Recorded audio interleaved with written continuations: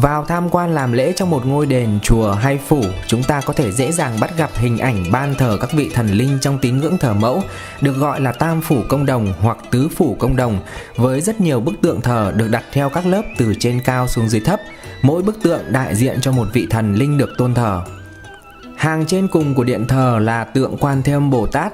Theo huyền tích lưu lại thì Vân Hương Thánh Mẫu, tức Mẫu Liễu Hạnh, quy y Tam Bảo và là đệ tử của Đức Phật.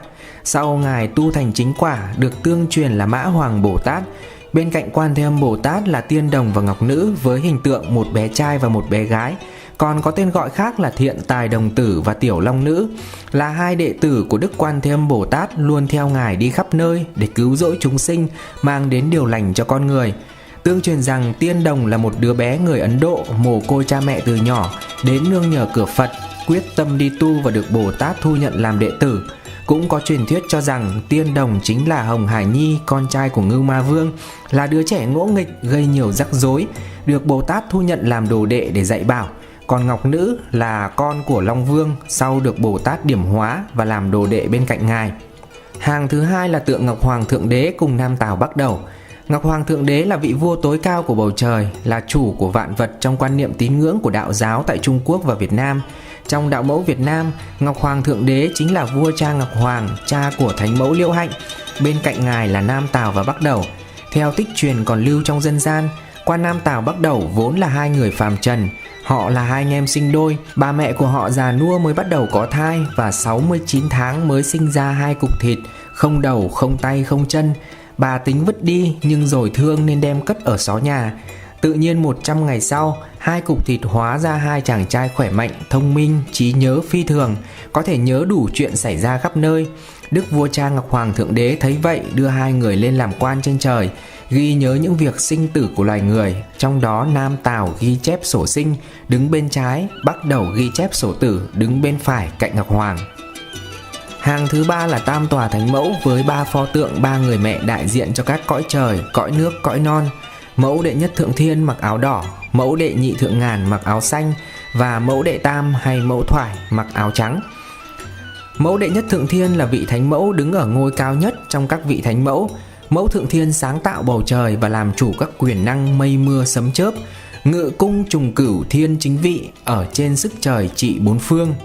Những huyền thoại và thần tích của mẫu thượng thiên liên quan nhiều đến Thánh Mẫu Liễu Hạnh, được thờ cúng nhiều nhất trong đạo mẫu ở Việt Nam. Theo truyền thuyết dân gian tại Việt Nam, mẫu Liễu Hạnh là một trong 4 vị thánh trong tứ bất tử. Bà vốn là con gái thứ hai của Ngọc Hoàng Thượng Đế, đã 3 lần giáng trần và đã được các triều đại phong kiến dưới thời nhà Hậu Lê đến thời nhà Nguyễn cấp nhiều sắc, tôn phong là mẫu nghi thiên hạ, chế thắng bảo hòa diệu đại vương. Mẫu đệ nhị thượng ngàn là vị thánh mẫu cai quản cõi đất, núi non, có nhiều thần tích về bà như ở đền Bắc Lệ, Hữu Lũng, Lạng Sơn.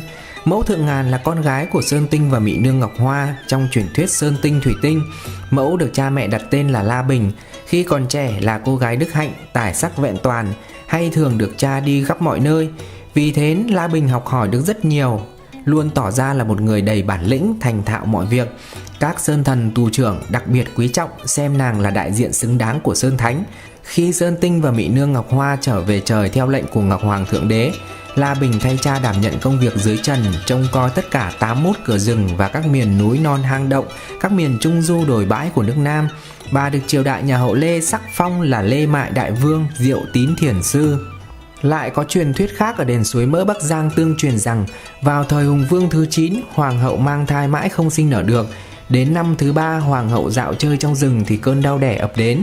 Bà ôm chặt thân cây quế, sinh hạ được một cô con gái rồi kiệt sức và qua đời. Vương nữ được vua cha yêu quý, đặt tên là Mị Nương Quế Hoa. Mị Nương Quế Hoa lớn lên xinh đẹp và ngoan ngoãn, đến tuổi cập kê thì vẫn không màng hôn sự, chỉ hằng mong nhớ tới người mẹ đã qua cố của mình. Nàng quyết chí đi vào rừng tìm mẹ, để rồi từ đó chứng kiến những cảnh đói nghèo cực khổ của muôn dân. Nàng gặp một ông tiên và được dạy cho phép thần thông có thể rời núi, lấp sông, cứu giúp dân lành. Có được phép thần tiên, Mị Nương cùng 12 thị nữ đã ra sức giúp đỡ dân nghèo, mang lại cho họ cuộc sống ấm no. Một hôm trên trời có đám mây ngũ sắc hạ xuống đón Mị Nương Quế Hoa và 12 thị nữ lên trời. Nhân dân đã lập đền thờ tôn vinh Mị Nương Quế Hoa là Chúa Thượng Ngàn, hàng năm mở hội vào ngày mùng 1 tháng 4 âm lịch để ghi nhớ công tích của Thánh Mẫu.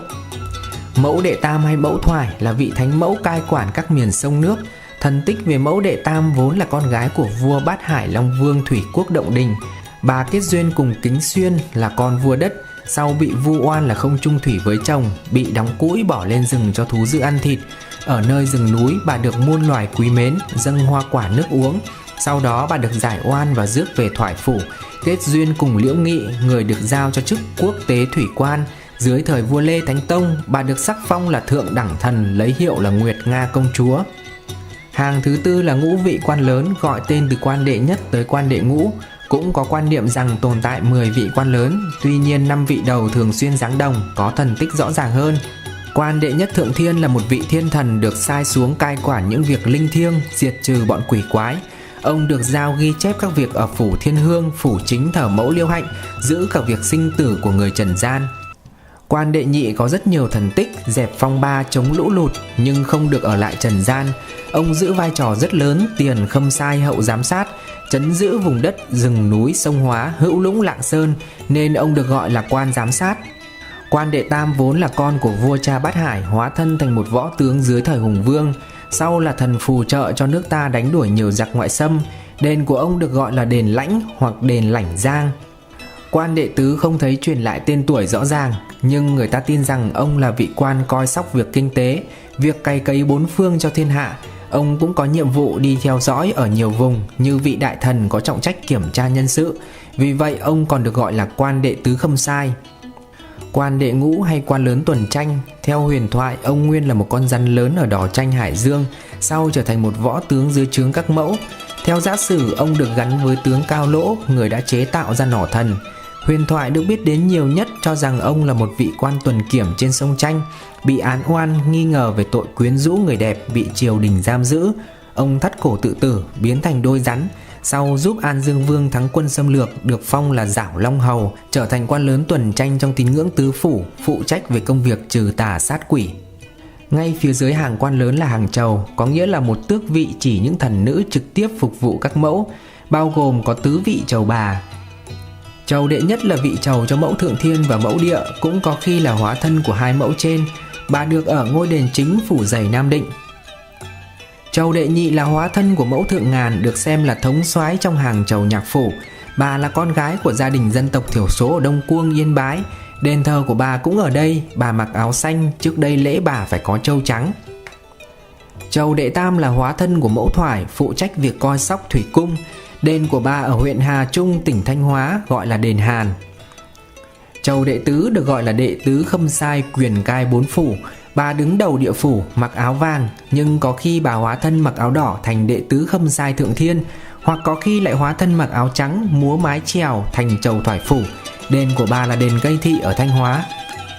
Dưới tứ vị trầu bà, đền thờ nhiều nơi từ Thanh Hóa trở ra Bắc, còn có các nàng trầu khác thuộc Nhạc Phủ và Thủy Phủ. Trầu đệ ngũ có đền thờ ở Suối Lân, Hữu Lũng, Lạng Sơn bên bờ sông Hóa.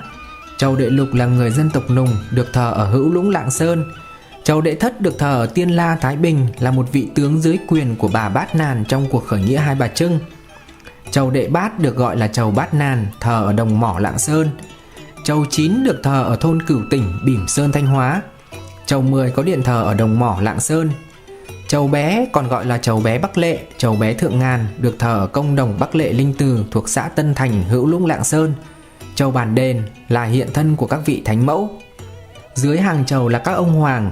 Theo lời truyền ngôn, các ông đều là con trai của Bát Hải Đại Vương ở Hồ Động Đình, nhưng theo khuynh hướng địa phương hóa thì phần lớn các ông đều gắn với một nhân vật lịch sử nào đó. Trong tất cả 10 ông hoàng thì có 3 ông thường giáng đồng và có thần tích rõ ràng nên được nhiều người biết đến. Đó là ông Hoàng Bơ, ông Hoàng Bảy và ông Hoàng Mười. Dưới các ông hoàng là hàng cô cậu. Các cô là thị nữ của thánh mẫu và các trầu, được gọi tên từ cô đệ nhất là cô cả, đến cô thứ 12 là cô bé. Các cậu là những người chết trẻ từ 1 tới 9 tuổi, hiển linh thành các bé thánh. Đây là những người phụ tá cho các ông hoàng. Ở điện thờ tứ phủ, tầng dưới cùng có thờ thần Ngũ Hổ ở Hạ Ban, phía dưới điện thờ công đồng. Ngũ Hổ là con vật quyền uy cai quản bốn phương và trung tâm, vị chúa cai quản núi rừng, chiến tướng trong trận mạc. Trong tín ngưỡng dân gian, hổ là kẻ thù của ác thần, tà thần chuyên hãm hại người sống cũng như người đã chết. Còn hình tượng ông Lốt chính là đôi thanh xà bạch xà nằm vắt ngang phía trên điện thờ chính. Rắn là vị thần ở nơi sông nước. Phía trên đây chính là cấu trúc điện thờ trong tín ngưỡng thờ mẫu, một tín ngưỡng bản địa có lịch sử phát triển lâu đời tại Việt Nam.